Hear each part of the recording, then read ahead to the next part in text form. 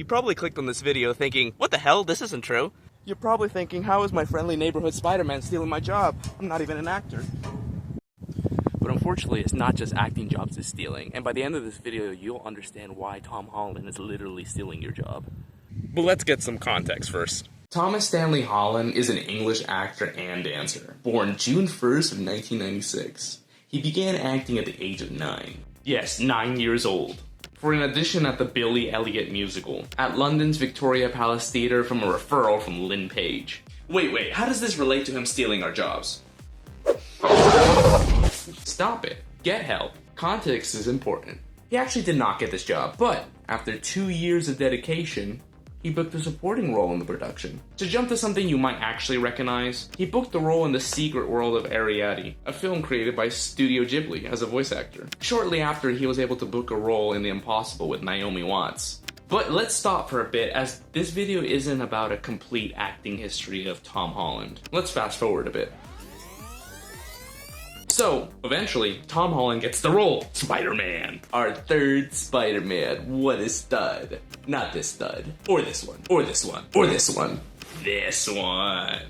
Cue the angels. So, what's the big deal? What's wrong with a British Spider-Man? We've had one before. But it's actually a bigger deal than you might think. Let's go through the movies. So we begin with Spider-Man Homecoming. And to make this easier, we're only going to use the movies that are solely Spider-Man and not the ones that have guest appearances of Spider-Man. Alright. So Spider-Man Homecoming was filmed in Atlanta, Georgia. The second Hollywood. But if you go to the sequels, you'll start to realize that they're slowly being filmed more and more and more in the UK. Now, who can tell me what happens when you film a movie? The economy gets stimulated. Now, what does this mean? It means that a big movie company drives into town with big movie stuff. Big movie company hires people from big movie town to go to work. Big movie company brings in actors and crew from outside of big movie town as well, which stimulates local economies. More people eat at the restaurants, more people stay in hotels, more people buy local products, rent warehouses, and more people move to town because future big movie companies are more likely to come in, and the city gets to be shown on the big screen. So what happens when big movie company says, actually, I want to leave? Well, so do those big movie jobs. People move away because there's no work. Restaurants lose the stimulation because of an influx of people. Products aren't being bought locally, and buildings aren't being rented. And people leave. Tom Holland is a UK actor, so is it easier to move him to America or just go to his home country? Where he lives, not having to pay room or board, now you're getting it. And because Big Movie Job 1 decided to go to the UK, Big Movie Jobs 2, 3, and 4 also are more likely to follow suit.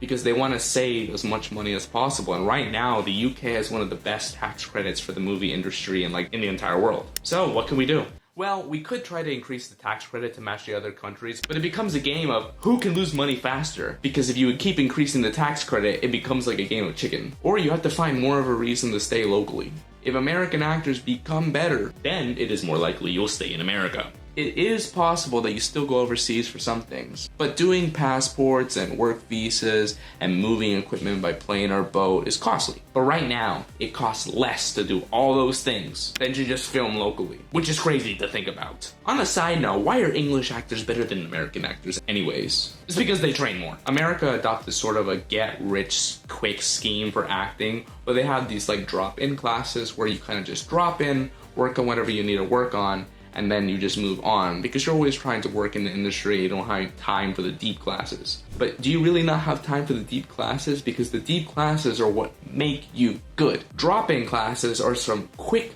band-aid fixes. London, especially, trains actors for 10 years. And when you have 10 years of training or get-rich-quick scheme classes, who wins? The deep acting training. And it's not even UK that's the only place to adopt it.